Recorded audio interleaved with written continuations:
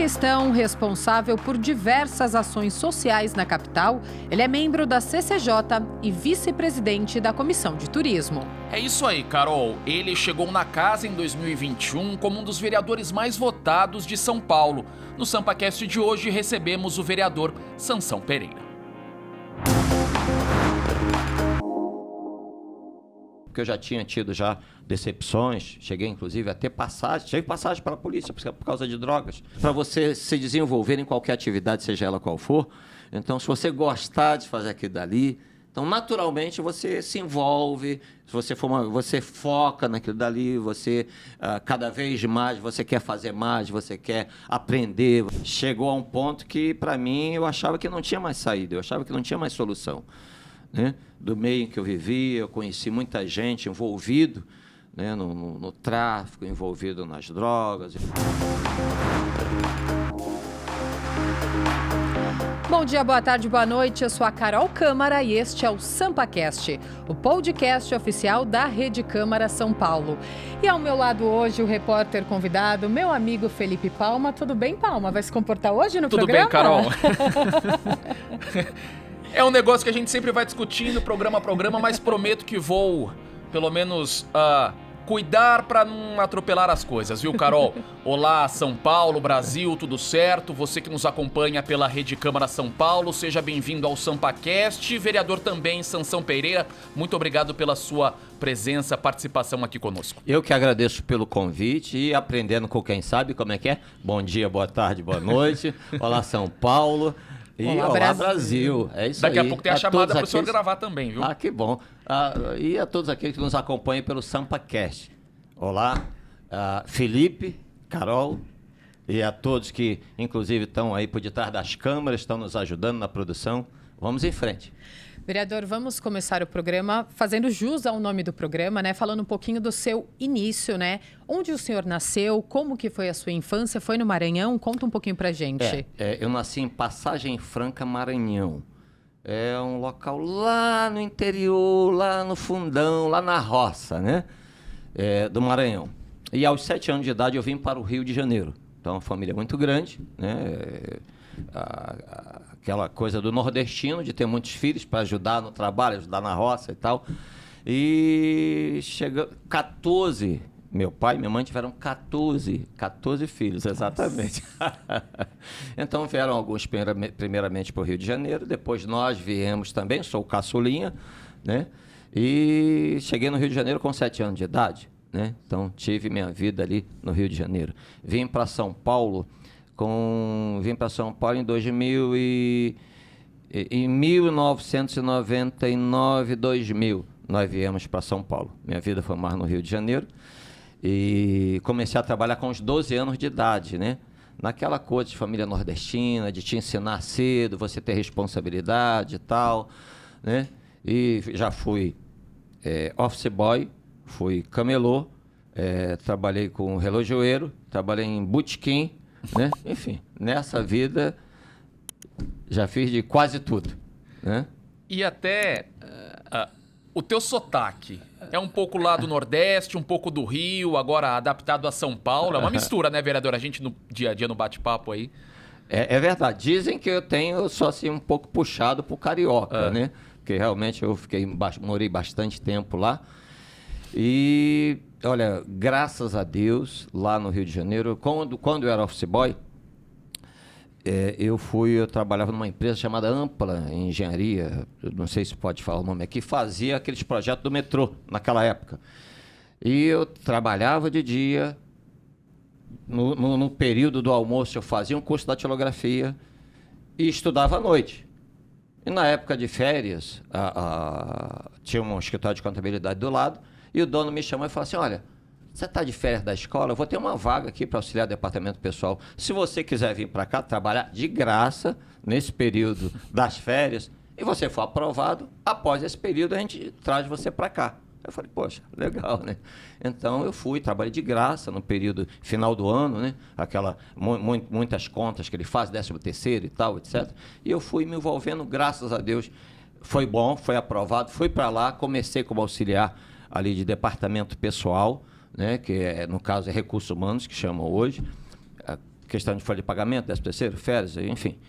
E a partir dali, graças a Deus, fiquei um tempo, depois fui para uma outra empresa, né? Depois fui trabalhar com um contador, onde eu aprendi muito lá, porque além de ter a parte, era um escritório pequeno, ele era do Conselho Regional de Contabilidade, então fazia a parte trabalhista, terminava aquela parte, aprendemos também a parte de certidões, a parte de alvará, a parte de constituição de empresas, contratos, negócio. E aí, graças a Deus, foi abrindo a nossa visão, nosso entendimento, e depois fomos para um outro escritório contábil para ganhar bem mais e já para chefiar o setor. Graças a Deus, até era uma empresa, era um escritório contábil que tomava conta, no nosso caso, no nosso setor, a gente assessorava 100 empresas, né? Inclusive tinha empresas grandes na época, como o Zaço, Rio Fé, tem algum problema falar nomes? Não. O Zaço, Rio Fé, Stussy, Neves e Berg Advogados, Sulan Consultoria Empresarial, enfim, então a gente dava consultoria a nível trabalhista e previdenciário, chegamos a fazer um curso de auditoria trabalhista aqui com um juiz aqui de São Paulo chamado José Serson, né? E, graças a Deus, depois colocamos um escritório, mas nós fomos envolvidos nas drogas. Eu fui viciado nas drogas 14 anos, tá? Fui dos 14 aos 28. Então, era um cara muito trabalhador, batalhador, mas tinha, infelizmente, esse envolvimento com as drogas. Mas estou agora com 63. Fiquei dos 14 aos 28, então estou aí 35 anos, graças a Deus, livre, liberto, né? Casado, bem casado, pois não. E, vereador, você falou que foi usuário de drogas dos 14 ao 28. Sim. Conta pra gente um pouquinho como que foi essa fase, porque o senhor está falando, o senhor começou a trabalhar muito novo, trabalhava, como que era, afetava a sua vida no cotidiano e como que foi até o tratamento, né? Como que o senhor saiu, conseguiu se livrar das drogas? Bom, eu estudei numa escola chamada Delfim Moreira, no Jacarezinho, no Rio de Janeiro. E ali eu conheci muitas pessoas que residiam ali na comunidade do Jacarezinho. E comecei para curiosidade, aquela coisa da curiosidade, ver como é que é e tal. Então comecei com aquele negócio de bolinha, 2 botão, aqueles comprimidos, né?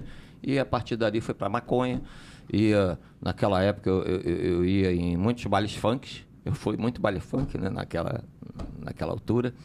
E aí fui me envolvendo, comecei com esses comprimidos, depois entrei na maconha, fui para cocaína, e aí fui desenvolvendo. Realmente me atrapalhou muito, né? Inclusive, quando eu abri esse escritório, apesar de ser uma pessoa que estudava, desenvolvia, mas tudo que eu ganhava, drogas, né? E minha esposa, a Helena, nossas famílias se conheciam desde criança. E ela já participava de uma igreja, né? E minha irmã, muito amiga dela, falou para ela, convida meu irmão. Eu era muito mulherengo, eu saía, né? E ela me chamou e eu fui. Então eu fui ali, eu ouvi, né, uma palavra. E a gente se encontrava sempre na igreja, eu ouvi uma palavra que, olha, a sua vida ela pode mudar, você que está nessa situação. E aí falou exatamente o que eu estava vivendo naquele momento, né? E eu falei, olha, se é isso mesmo, porque eu já tinha tido decepções, cheguei inclusive a ter passagem para a polícia por causa de drogas, né? E eu ouvi aquela palavra, se é isso mesmo, então eu comecei a pegar firme, foi despertada uma fé em mim, né? E aquele desejo realmente de mudar, e na medida em que eu fui me voltando, ouvindo, praticando, então foi havendo uma transformação. Meus olhos espirituais foram se abrindo, eu fui vendo que havia uma saída, uma solução para mim, porque chegou a um ponto que, para mim, eu achava que não tinha mais saída, eu achava que não tinha mais solução, né? Do meio em que eu vivia, eu conheci muita gente envolvido, né, no tráfico, envolvido nas drogas, envolvido, né? E graças a Deus, então é isso aí, aconteceu, me libertei. Hoje eu faço parte de uma instituição já há 34 anos, graças a Deus. Sou casado há 34 anos com a Helena, também já faço parte dessa instituição há 34 anos. Aprendi a usar a fé e, através dela, graças a Deus, estamos aí, né, buscando ajudar o próximo, buscando ajudar as pessoas, né? Então, uma baita de uma história, né? Que a gente não tinha ideia, até porque, pelo seu trato aqui no dia a dia, claro que a gente não fica conversando sobre assuntos aleatórios, e o senhor já tinha certa responsabilidade, né? Começou muito cedo. E eu senti aqui do senhor também bem aberto ao contar, ao expor a situação. Como que o senhor tratou nesse período, né, para ter essa facilidade de expor e, acredito eu, até para ajudar outras pessoas, né? Do seu caso, passar à frente, enfim, essa experiência que você teve.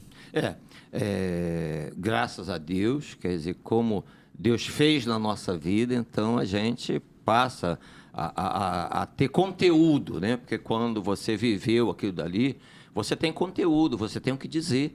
Então, nós começamos a fazer um trabalho, realmente, as pessoas, inclusive, do Rio de Janeiro, eu conheci ali, como, por exemplo, Jacarezinho, Mangueira, Morro do Macaco, enfim, diversos lugares onde existia ali as drogas, né? As pessoas iam buscar drogas. Nós passamos, então, a ficar próximo daqueles pontos, a falar, a conversar, a orientar, a contar o nosso testemunho e a buscar essas pessoas, evidentemente, que tem que haver um desejo da parte da pessoa, uma vontade da parte da pessoa, a ficha tem que cair, então, para que ela venha buscar uma mudança de vida, né?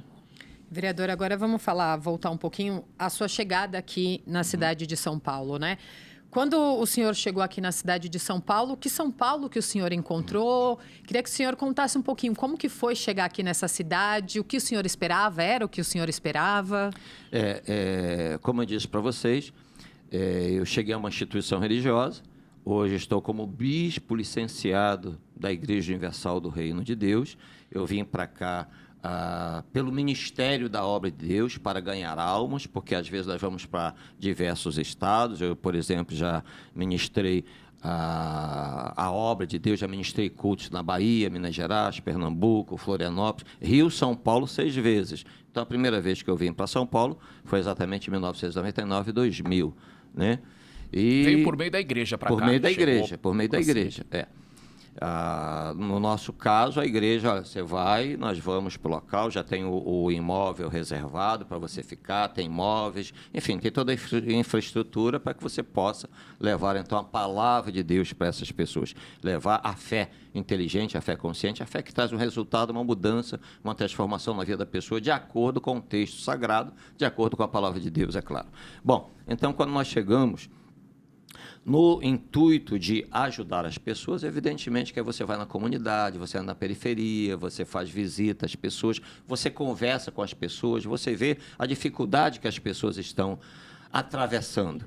E, claro, você orienta as pessoas de acordo com o texto sagrado. Mas, vendo a situação das pessoas, dificuldades há em toda a cidade.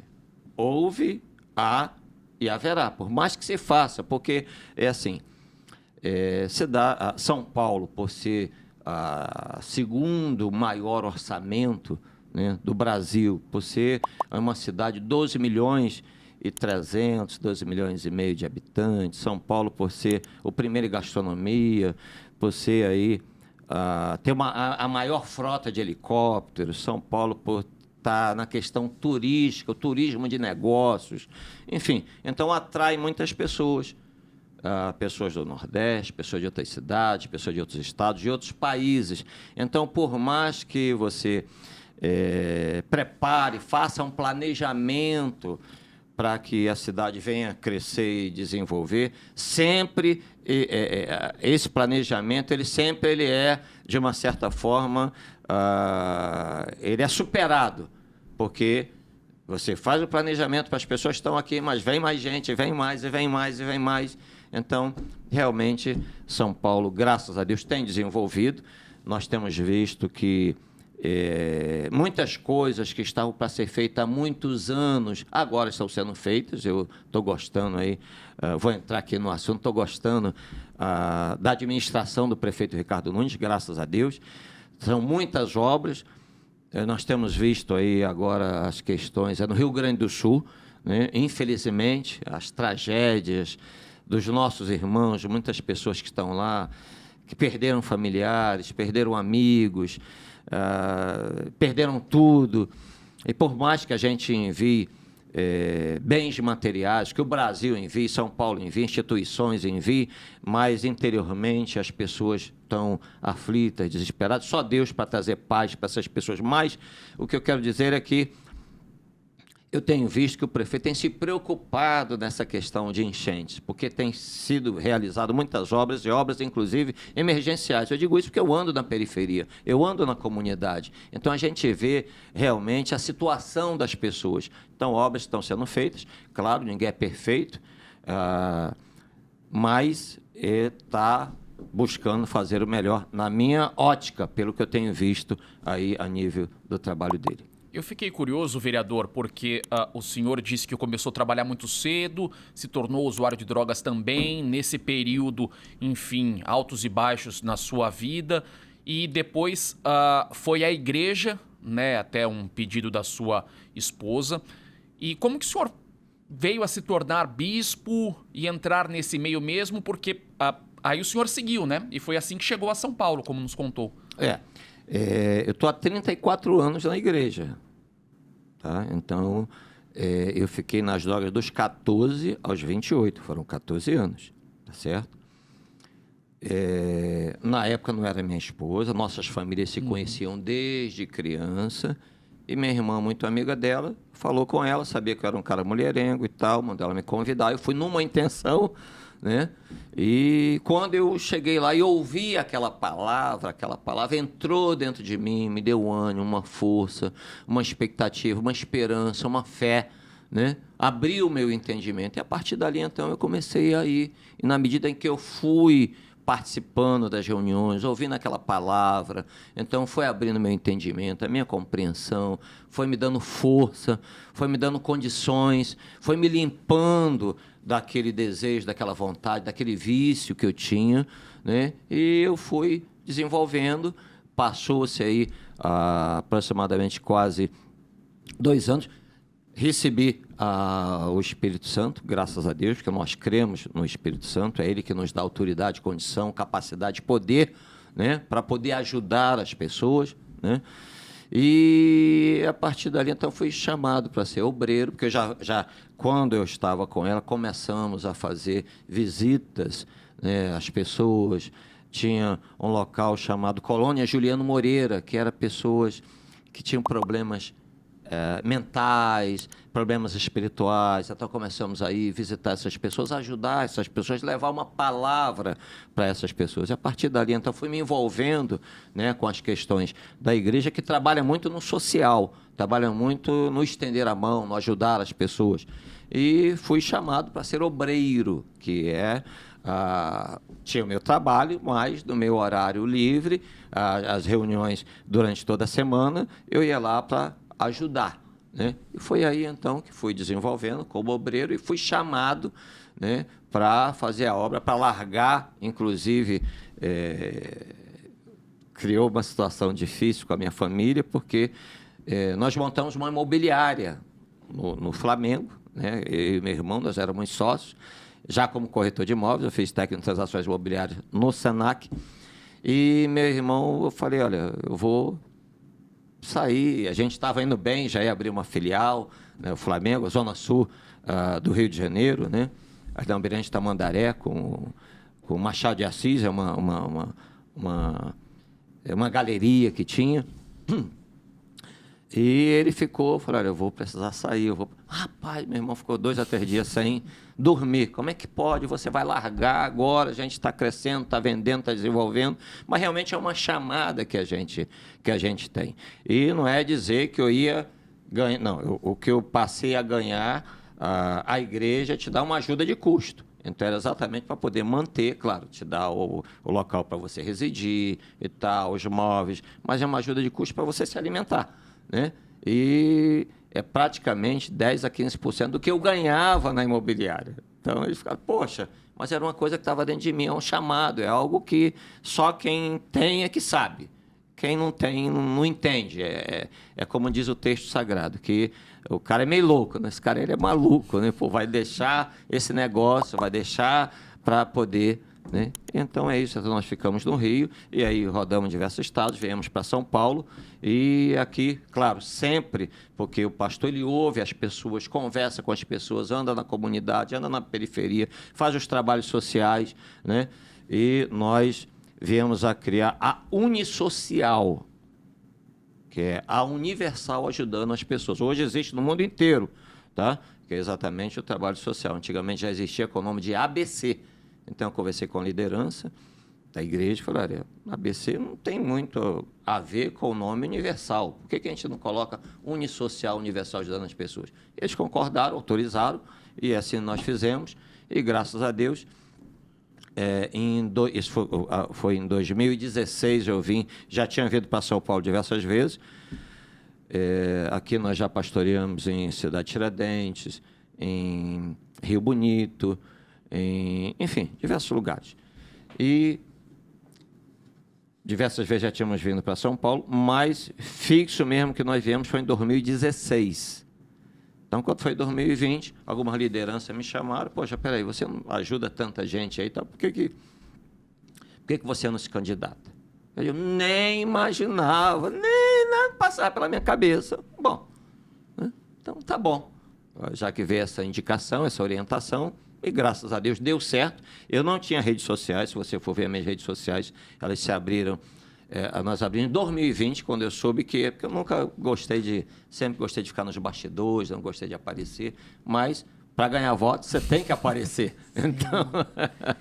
Então começou em 2020 e, graças a Deus, né, estamos aí. Em São Paulo, que ano que o senhor chegou mesmo, que foi transferido pela igreja? Vim em 1999, tá. Mas como eu te falei, a igreja transfere... Fui para a Bahia, daqui eu fui para a Bahia, fui para diversos outros lugares, enfim. Então, que eu fiquei definitivamente, por último, eu cheguei em 2016. É que o senhor razoavelmente era novo aqui, né? De 16 para 20, eram 4 anos aqui de São Paulo permanentemente, né? Até se eleger. Mas é porque eu já vim em 1999. Então, sim, eu já vinha, ficava 2 anos, 1 ano, 3 anos, ia para outro estado, ficava, enfim. Né? Claro que conhecia aqui. Né, eu quis dizer no sentido de residir mesmo, de ser residência fixa. Isso mesmo. E, vereador, o senhor entrou aqui com uma votação expressiva até, né? E chegou numa época difícil, não só aqui na cidade de São Paulo, mas para o mundo inteiro. O seu mandato começou na pandemia de Covid-19. Como que foi sua chegada aqui na Câmara? Uma chegada diferente, né? Porque o mundo estava diferente, estava todo mundo em casa, com muita restrição. Como que foi começar um mandato nessa situação? Bom, esse período de pandemia realmente é um período muito difícil para todos, mas como eu disse, como eu já realizava diversos trabalhos sociais desde 1999 para cá, claro, voltei mais de 2016 para cá, então as pessoas ouviam, conheciam, sabiam as comunidades, a periferia, e que você ia ali de uma maneira desinteressada, você não estava interessado em nada. Eu nunca tive esse foco de ser político. Meu foco sempre foi as pessoas, ajudar o ser humano, estender a mão, porque é isso que o texto sagrado nos ensina, que nós temos que amar o nosso próximo como a nós mesmos. E o restante é tudo uma coisa natural, acontece. Então, quando você para você se desenvolver em qualquer atividade, seja ela qual for, então, se você gostar de fazer aquilo dali, então, naturalmente, você se envolve, você foca naquilo dali, você, cada vez mais, você quer fazer mais, você quer aprender, você quer... Enfim, então, seja qual for a atividade. Claro, quando a pessoa vai numa atividade, ela desenvolve uma atividade por causa do dinheiro, ela não consegue sucesso, dificilmente ela consegue sucesso. Mas quando ela foca, porque ela gosta, ela sente prazer, ela sente bem. Então, a gente sente bem em ajudar as pessoas. É tão bom ajudar as pessoas, por que não ajudar aqueles que estão precisando, os nossos irmãos, né? Por que não criar leis que vai trazer benefício, né, para a cidade de São Paulo, para aqueles que estão mais necessitados, para aqueles... Então, para mim, inclusive, eu vou entrar num assunto aqui que você não perguntou, mas... Para mim, uma campanha começa no primeiro dia do mandato, porque começa a partir da tua entrega, a partir do teu trabalho, a partir do que você faz. Então, você não precisa... Então, se você está fazendo e as pessoas estão vendo o que você está fazendo, poxa, peraí, olha aqui o que ele está fazendo. Eu não preciso ficar... Não, é uma coisa natural, normal. Poxa, peraí, está ajudando a gente, está fazendo isso, está fazendo aquilo, né? Graças a Deus, atualmente, nós temos 84 projetos, né, o nosso primeiro mandato, temos 17 leis aprovadas, e leis que trazem benefício para a cidade de São Paulo, para as pessoas. Quer dizer, se você for ver assim, você tem capacidade humanamente para isso? Não, não tenho capacidade para isso. E então, o que é isso? Eu acredito que é o Espírito Santo, eu acredito que é Deus, eu acredito que eu estou aqui respirando, vocês também, que nós nos levantamos pela manhã e os pés sustentam o nosso corpo, que nós temos saúde e força, porque Deus nos dá essa condição. Então, eu creio muito em Deus, então eu acredito que é Ele que ilumina a nossa mente, é Ele que nos dá essa capacidade, essa sabedoria, essa inteligência, que não é nossa, é Ele que mostra, olha, vai por aqui, vai por ali, vai por acolá. Quer dizer, agora mesmo nós estamos criando na Câmara Municipal a Comissão de Inovação, Tecnologia e Smart City. É a primeira no Brasil. Caramba, São Paulo, uma cidade de 12 milhões e meio de habitantes, e que tudo é feito hoje na base da tecnologia, a educação na base da tecnologia, a medicina, a telemedicina, que inclusive também é uma lei da nossa autoria, daqui a pouquinho falar sobre isso, a mobilidade, enfim, tudo hoje você utiliza a tecnologia, as cirurgias, né? Hoje em dia, eu estava vendo a médica fazendo uma cirurgia à distância, robótica, quer dizer, e perfeito. Uma ginecologista, que inclusive nós homenageamos aqui, doutora Fernanda Okita, e então... E não havia ainda uma comissão permanente que tratasse desse tema. Então, quer dizer, havia, sim, frentes parlamentares espalhadas pelo Brasil, mas comissão permanente nenhuma. Então, nós estamos agora mudando o regimento interno, porque essas comissões elas são descritas no regimento interno, e acrescentando comissão de inovação, tecnologia e Smart City na cidade de São Paulo. É a primeira no Brasil. Claro, vai abrir aí um leque para que outras cidades também venham fazer isso, que vai, evidentemente, avaliar toda essa legislação voltada para a tecnologia, que, infelizmente, nós não temos ainda uma comissão específica, como é o caso que nós já temos diversas outras comissões, como a Comissão de Constituição e Justiça, como a Comissão de Turismo, a Comissão de Saúde, enfim, e tantas outras. Vereador Palma, a gente tem que ir rapidinho para um intervalo, mas a gente vai continuar ainda falando da sua chegada na Câmara e a relação com a cidade de São Paulo. Mas a gente precisa ir para o intervalo, então o SampaCast volta já.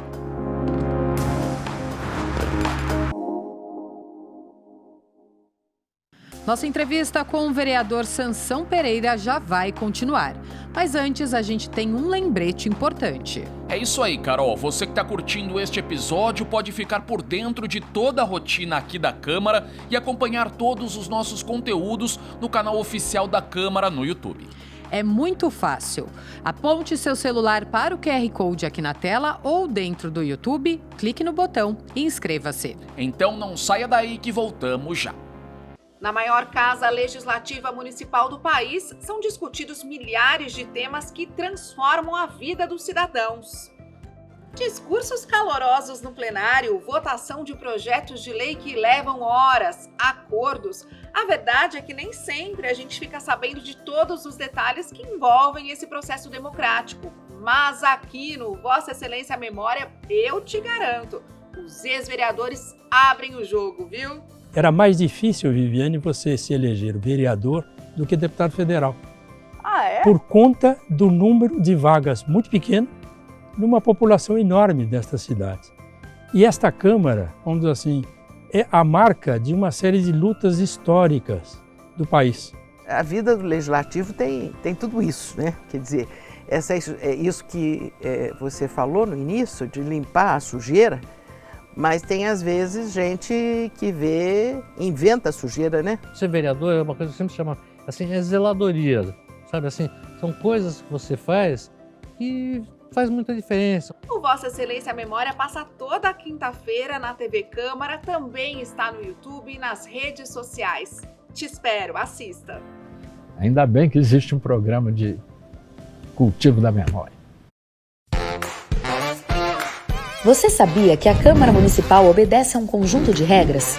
Ela segue a Constituição Federal e a Constituição Estadual.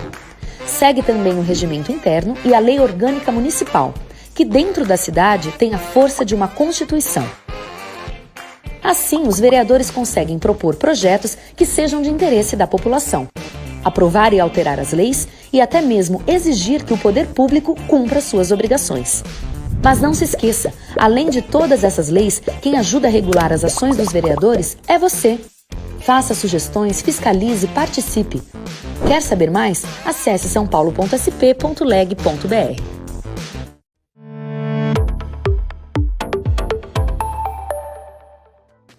Conheça o Em Tramitação, o programa que te apresenta as propostas que são discutidas na Câmara Municipal de São Paulo e te explica como falar com os vereadores da cidade. É toda segunda-feira, às 9h20 da manhã. Se inscreva no nosso canal no YouTube para não perder nenhum conteúdo. Rede Câmara, sua conexão com a política da cidade.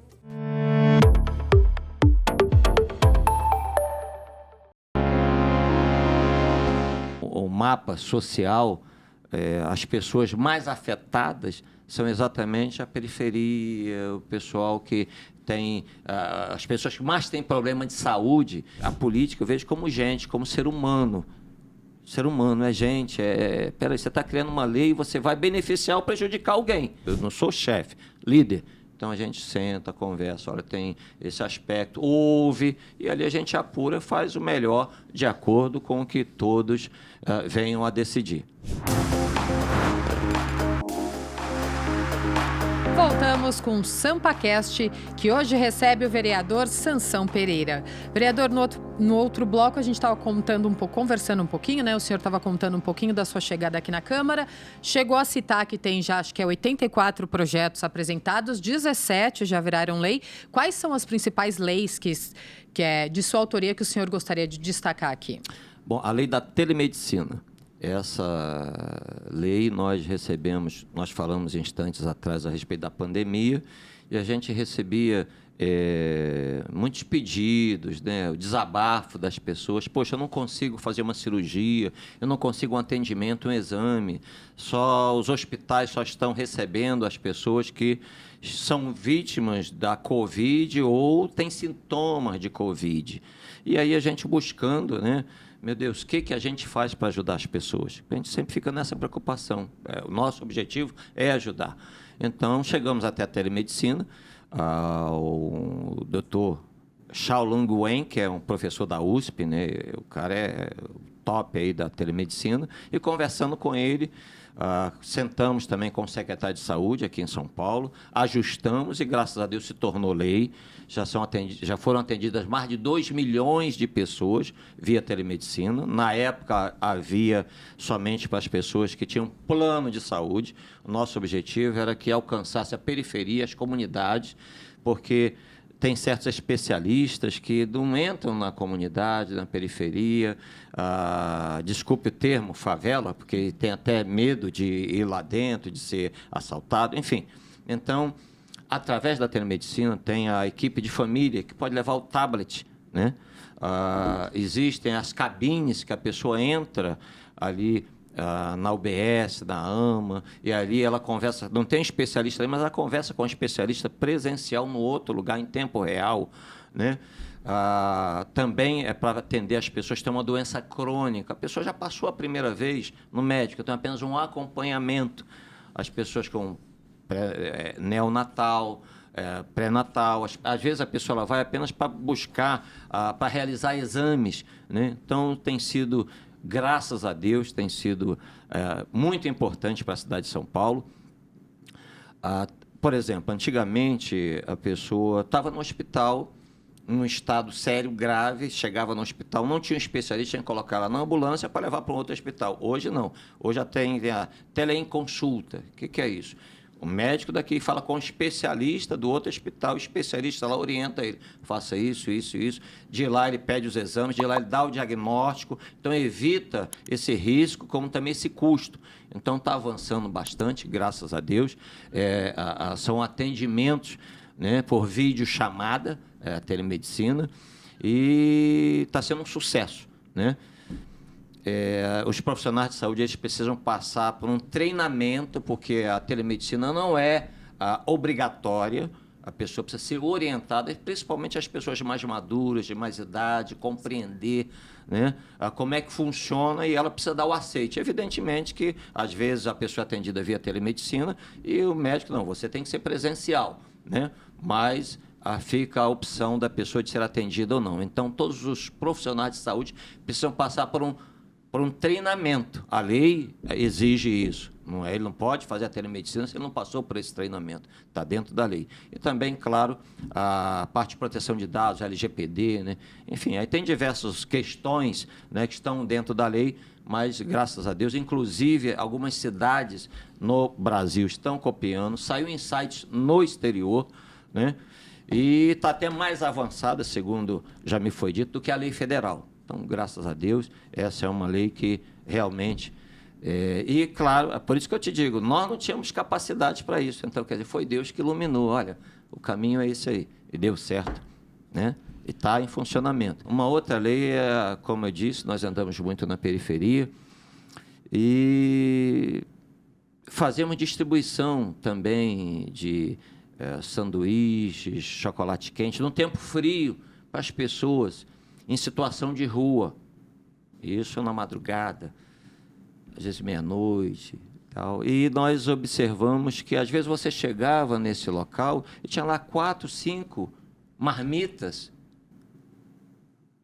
E andando na comunidade, a gente via que, às vezes, a pessoa na comunidade tinha necessidade. E aí veio uma ideia, que inclusive foi uma proposta de campanha do Restaurante Social SP. Normalmente a gente usa o nome SP porque é SP de Sansão Pereira e SP de São Paulo. Posso fazer o que se coincidiu? Então, meus projetos eu uso SP. Facilitou. Facilitou, fazer o quê? Bom, então era para colocar esse restaurante dentro da comunidade, que é uma similaridade do Bom Prato, que era para ser R$1 a refeição e 50 centavos o café, mas dentro da comunidade, onde ali a pessoa precisa. Na época falaram, poxa, mas você não vai conseguir isso, porque sempre vem aqueles, porque é do Estado, o Bom Prato é do Estado, graças a Deus. Então, é a lei da segurança alimentar. Bom, o prefeito Ricardo Nunes, o executivo, eles tinham algumas propostas da lei de segurança alimentar e sabiam que esse projeto já estava avançado, já tinha passado em algumas comissões aqui na Câmara. Então, posso usar a tua lei, posso colocar dentro da tua lei, embutir na tua lei, então enriqueceu a lei. Então, o nosso era o Restaurante Social SP, que hoje é o Bom Prato Paulistano Municipal, que já tem em Mboi-Mirim, tem Parelheiros. São 3.000 refeições diárias, mas aproveitou a lei da segurança alimentar, embutiu a cozinha escola. Hoje a cozinha escola serve aí mais de 30.000 refeições diárias. As entidades, elas servem 400 refeições diariamente, de segunda a sábado, gratuitamente. Acho que está aproximadamente umas 70 entidades já estão fazendo isso. Tem também o Armazém Solidário. Armazém Solidário está dentro dessa lei de segurança alimentar, que é a nossa lei, mas que foi embutida as propostas pelo Executivo. Hoje nós já temos esse restaurante, o Armazém Solidário. Tem as pessoas que têm CAD único, é para quem tem CAD único. Então, eles compram com desconto de 60%, 50%, 70% em relação ao supermercado. Não pode levar uma grande quantidade de mercadoria, é limitado, porque senão a pessoa vai comprar ali baratinho e vai vender na rua. É um supermercado específico, né? A gente foi até fazer a matéria lá para o jornal. Armazém Solidário, isso. Uhum. Já tem em São Miguel Paulista, já tem em Jaraguá, já tem em Jaraguá City, vai abrir em Cidade Tiradentes, vai abrir em Guaianazes, vai abrir em Grajaú e Brasilândia. Serão 7 ainda este ano. Então, está dentro dessa nossa lei da segurança alimentar. Lei 17.819, se eu não me engano. Tá bom? E também, ainda dentro desta lei, então são diversas propostas que enriqueceram a lei. Inclusive lá você vê o nome, sempre vem primeiro o nome do autor. Você vê lá, está meu nome primeiro. Os demais são coautores. Como o Executivo embutiu diversas propostas, então vamos colocar todos os vereadores? Claro, sem dúvida. Assim como também da telemedicina, tem lá o nosso nome, mas como fazia parte da CCJ na época, então os colegas da CCJ podemos também ser coautores? Sem dúvida, claro. Então, voltando à segurança alimentar. E tem a Vila Reencontro, também dentro desta lei, que atualmente são 4 unidades, parece que inaugurou a 5ª agora, e que atende pessoas, é um espaço de 18 metros, onde tem cama, ventilador, geladeira, banheiro, tem playground para as crianças, é um local fechado, onde a pessoa ali ela fica por um período de até 2 anos, enquanto ela consegue se restabelecer, consegue trabalho, tem um atendimento social, médico e etc. E tem também a cidade solidária, a questão que cuida das cestas básicas, que já existia na época da pandemia, mas foi aperfeiçoada, se tornando em lei. Era decreto, se tornou em lei, agora também dentro dessa lei 17.819, Lei da Segurança Alimentar, que é da nossa autoria, repito, com propostas do Executivo.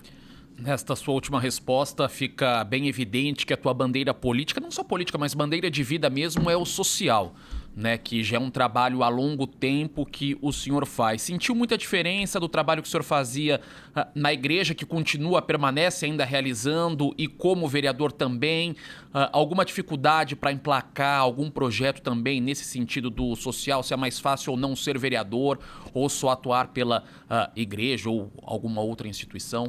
Não, esse é o natural, é o que está dentro da gente, está dentro de mim ajudar as pessoas. É até uma coisa normal, é super, hiper, mega tranquilo, nenhum problema quanto a isso. Claro que na igreja nós levamos um entendimento da eternidade da alma, da salvação da alma, que existe vida depois da morte. Levamos uma conscientização para as pessoas a esse respeito, mas existem diversas propostas para a mudança da vida da pessoa, como família, como a nível de casamento, nível sentimental, saúde, etc. Enfim, as promessas de Deus, ela é bem abrangente, né? Bem abrangente. E, claro, como pastor, como bispo da igreja, o objetivo é levar a pessoa a compreender que existe a eternidade da alma e que ela esteja preparada, porque nós não sabemos quando vai chegar, que hora vai ser, que momento vai ser, para que quando chega a pessoa vá para um lugar que seja um lugar bom, né? Então, que ela tenha a sua consciência limpa, pura, que ela esteja vazia de ressentimento, de traumas, de mágoas, do passado, de tudo aquilo que impossibilita e impede que ela esteja bem consigo mesmo, com as pessoas, acima de tudo, com Deus. Isso a parte espiritual. Sim. Indo para o social, como foi a tua pergunta, trazendo isso para o social, que não deixa de se ajudar as pessoas, repito, amar o teu próximo como a ti mesmo. Então, quer dizer, o que eu posso fazer? Então, a gente sempre olha, peraí, o que eu posso fazer para me ajudar? O que eu posso fazer para me estender a mão? Então, é isso aí que a gente procura. Por exemplo, agora nós temos um projeto em andamento que é disponibilidade de transporte gratuito para pessoas vítimas de oncologia do câncer. Porque já existe o Atende, mas o Atende, infelizmente, não dá vazão, é muita gente. Então, também, claro, para as pessoas que não têm condição, porque às vezes a família tem uma condição e tal, ok. Estou falando para as pessoas que não têm condição, que também estão inscritas no CAD único. Então, a gente tem projetos, tudo que a gente anda na periferia, então a gente vê a necessidade. Quer dizer, você anda aí na comunidade, na periferia, você vê sofá, geladeira, muitas coisas nos córregos, né? Então, nós temos também um projeto da logística reversa, voltado para a conscientização e educação do meio ambiente, para as crianças, para os adolescentes, para a comunidade, para a periferia. São instituições que poderão ir lá e orientar, né, a questão da reciclagem, do meio ambiente, porque a gente sabe que essa questão de saúde, né, se a gente vê aí aquele mapa, o mapa social, as pessoas mais afetadas são exatamente a periferia, o pessoal que tem, as pessoas que mais têm problema de saúde e que a mortalidade tem maior grau, é exatamente as pessoas que têm falta essa parte da educação ambiental, do local, da infraestrutura, do saneamento básico, tudo isso daí influencia. Então, levar uma consciência para as pessoas nesse sentido. E, vereador, aqui na Câmara o senhor é líder, né, do seu partido. Eu queria que o senhor contasse um pouquinho, porque tem muita gente que acompanha aqui e não sabe o que faz o líder do partido na Câmara, aqui na casa. Qual que é a função do líder do partido? O líder no partido, ele não é chefe, ele é líder. Então, evidentemente que ele chama os seus companheiros, ele conversa a respeito, ouve as opiniões, evidentemente que dá a sugestão, né? Quando nós temos o colégio de líderes ali, nós decidimos que tipo de projeto vai ser votado ou não, mas nós não tomamos decisão sozinho. Eu não sou chefe, líder. Então a gente senta, conversa, olha, tem esse aspecto, ouve, e ali a gente apura, faz o melhor de acordo com o que todos venham a decidir. Então é isso. Uma das grandes discussões, né, deste primeiro semestre aqui em São Paulo, com certeza a questão da privatização da Sabesp. O senhor foi subrelator da Comissão de Estudos, participou bem próximo, né, também da Comissão de Política Urbana para tratar a questão da privatização ou não no município. Como que foi essa experiência também? Primeiro mandato, né? Bom, sempre aprendendo, né? A cada dia nós aprendemos, né? E, claro, ouvimos diversos especialistas, pessoas envolvidas no saneamento básico, urbanistas, sanitaristas, pessoas envolvidas com água, com esgoto, enfim, com essa parte de uma forma em geral. E, claro, ouvimos também a parte do Estado, tivemos uma reunião, inclusive, com o governador, com a secretária, disponibilizaram todas as informações, e o que eu achei muito importante é que eles ouviram 37 países, avaliaram 37 países onde houve privatização e desestatização, buscando, nessas experiências que foram feitas lá, adaptar para São Paulo, quer dizer, o que foi bom permaneceu, o que foi ruim mudar. Evidentemente que teve aí também a questão contratual, é um contrato mais atual, outro contrato era antigo, a questão dos investimentos, porque com investimento você vai poder fazer muito mais, né, do que vinha sendo feito. O investimento vai ser de 50% a mais, se eu não me engano, foi 1 bi e 1 bi 570 investimento. Um ano depois será 2 bi e pouco. A cada ano vai ser acrescentado 50% de investimento. Então você vai poder fazer muito mais coisas que não poderia, que não estava sendo feito.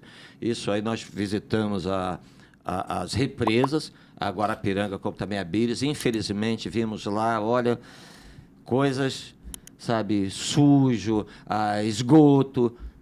Claro que tem também ocupações que estão próximas, mas a gente teve conhecimento que equipamentos deixaram de funcionar, diversos equipamentos que eram para estar funcionando, né? E, claro, é aquela coisa, quando você vai... Sempre existe a oposição, então eles sempre vão querer puxar para um lado, para o outro. Eu estou com minha consciência limpa, tranquila, de que nós estamos buscando fazer o melhor em favor da cidade de São Paulo. Temos lá um investimento que a Sabesp devolve para a cidade, né, porque a cidade de São Paulo contribui aí aproximadamente com 47%, 45% a 47% do que a Sabesp recebe, né, e ela devolve 7,5% mais 13% para investimento na cidade. Bom, desses... se eu não me engano, desses 13, foi para 25, então aumentou aí, foi para 22, se eu não me engano, foi para 25, eu não tenho certeza que passou essa proposta, mas eu acredito que sim, eu não lembro agora, eu sei que tinha essa proposta, mas que passou, eu tenho certeza que o que era 7,5% também, acho que foi para 8,5%, só que com a seguinte condição, agora a proposta era de se antecipar 3%, então você recebe na frente 3%, e passou para 5%. Então são mais não sei quantos bilhões aí de investimento. Então o mais importante disso tudo é que você vai poder fazer muitas coisas que não eram feitas. Por exemplo, a questão rural. Tinha também, só que em São Paulo, que pessoas que estão na área rural, aí quase 200 mil pessoas, eu não me lembro o número agora exato, que não tinham acesso. E tem muitas, nós também visitamos diversos lugares onde as pessoas elas pagam a água e o esgoto, elas têm acesso à água, mas não têm acesso ao esgoto, mas elas pagam. Então, quer dizer, tem muitas coisas que, graças a Deus, estão sendo consertadas.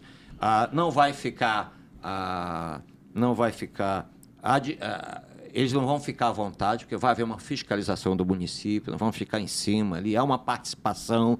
Então, eu acredito, sim, que vai ser, pelo modelo que nós temos visto aí, vai ser muito bom para a cidade de São Paulo. Eu creio nisso, pelo que foi apresentado. E a gente também vamos usar a inteligência. O governador ele tem tido uma aprovação aí de 59%, né?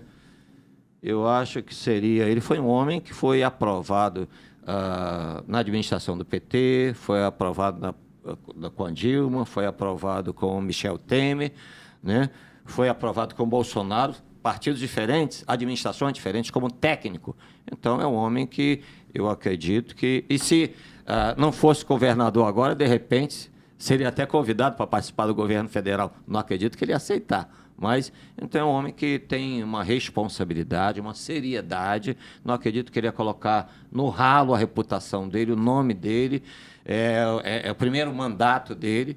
Então, eu acredito que ele tem a certeza, pelas informações que recebemos, tanto é que a casa aprovou, então a sua maioria está de acordo, a sua maioria avaliou e viu que a coisa é conveniente, do jeito que está sendo apresentado, é bom para a cidade de São Paulo. Então, não acredito que ele jogaria isso aí no ralo, o nome dele, a reputação dele, porque, evidentemente, ele vai vir para a reeleição. Então, claro, ele quer fazer um gol de placa, aí sim. E, claro, a cidade de São Paulo e nós também, como vereadores, para fazer o melhor em favor da população e da cidade. Vereador, infelizmente a gente está caminhando para o finzinho do programa. Chegou um momento agora do programa que é o nosso ping-pong com perguntas e respostas rápidas. Está preparado? Tá bom. Não sei, vamos ver. Depende da pergunta. Depende. Qual que é o seu lugar preferido na cidade de São Paulo? Toda a cidade de São Paulo, eu gosto de toda a cidade de São Paulo, da periferia, porque ali estão os trabalhadores, as pessoas que estão... Realmente traz a pessoa que arregaça a manga, a pessoa humilde, a gente conversa com muita gente, a pessoa sincera, a pessoa que... Então, olha, a periferia...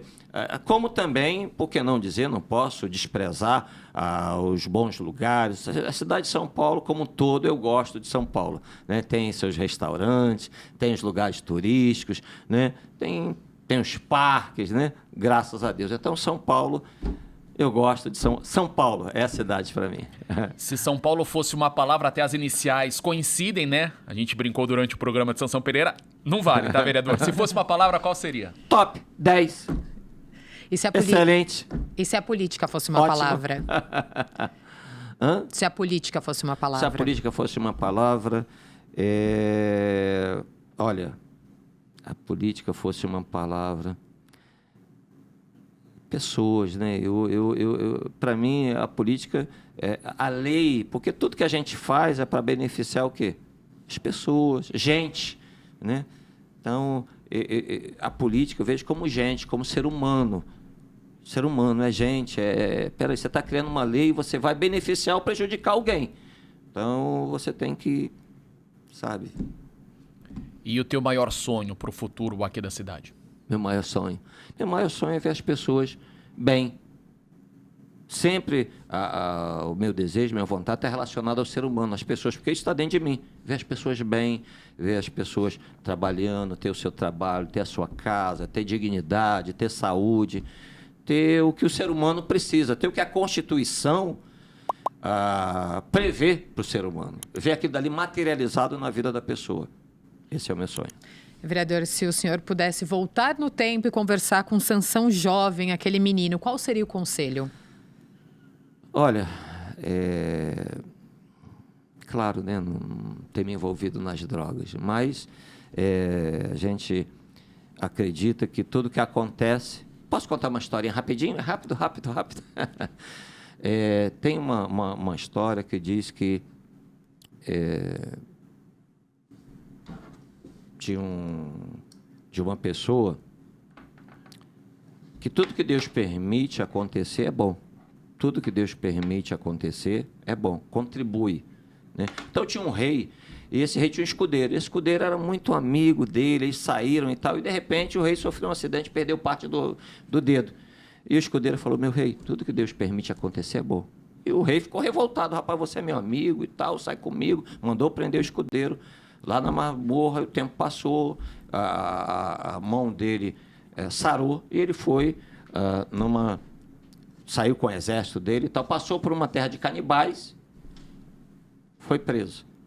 E pigmeus canibais começaram a se alimentar dos soldados. Quando chegou a vez do rei, viram que estava faltando uma parte da mão, do dedo. Falaram: não, esse daí, para eles dar vazar. Liberaram o rei. E o rei, voltando pela floresta, começou a pensar: caramba, o que aconteceu? Aí ele lembrou bem que ele disse que tudo que Deus permite acontecer é bom. Porque se eu não tivesse perdido parte da mão, o dedo, eu teria servido de alimento para eles. E chegando lá, ele mandou soltar o escudeiro, mandou fazer uma festa, foi contar para todos, deu ouro, e foi contar a história. Olha, rapaz, bem que você me disse que tudo que Deus faz, Deus permite acontecer é bom, porque se não tivesse acontecido isso, eu teria servido de alimento para eles. E o escudeiro falou: pois é, meu rei, se o senhor não manda me bater, me prender, me açoitar lá em cima, eu estaria com o senhor e também teria sido servido de alimento. Então, às vezes, a gente não entende determinadas questões, certas coisas que acontecem conosco. Nós não entendemos. Nós só vamos entender lá na frente. Então, há uma razão, há um porquê. De repente, cria uma maturidade, cria uma experiência. As dificuldades, os problemas são importantes para a gente, para que a gente possa tomar decisões maiores lá na frente, para que a gente possa orientar as pessoas, ajudar as pessoas, estender a mão, enfim. Assim. O senhor baseia rapidamente a sua história de vida também nessa história? O senhor nos contou?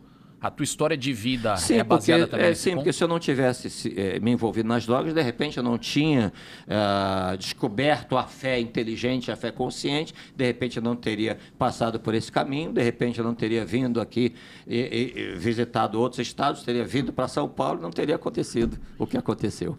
Não estaríamos aonde estamos. Vereador, agora deixa uma dica cultural para quem está acompanhando aqui o SampaCast. Pode ser uma dica de peça de teatro, filme, série... A Bíblia.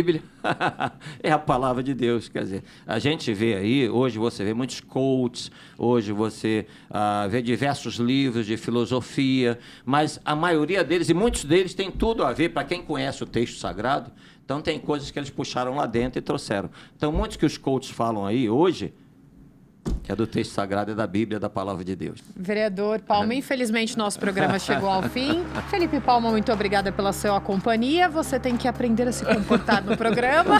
Bem no finalzinho, Carol. Tem que dar uma O programa bronca. foi bom. Mentira. Até o fim, né? Pô, brincadeira. Foi uma delícia o programa, obrigada. Obrigado, Carol. Eu que agradeço pelo convite. Ao vereador também a presença. Gosto de sair com a minha esposa também, um almocinho, uma jantinha. Opa, isso é bom, hein?